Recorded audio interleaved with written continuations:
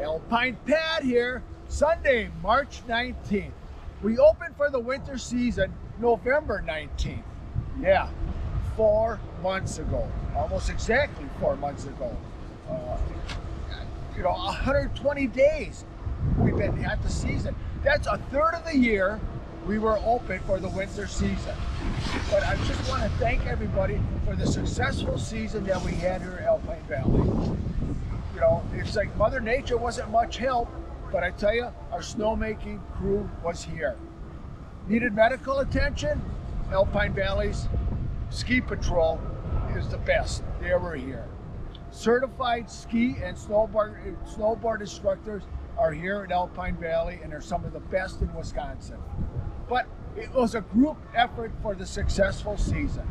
And I'll tell you, from the family that comes out here once a year to the season pass holder that comes out multiple times a week, I want to thank everybody for coming out to Alpine Valley and enjoying this. But I tell you, for March 19th, conditions are rocking.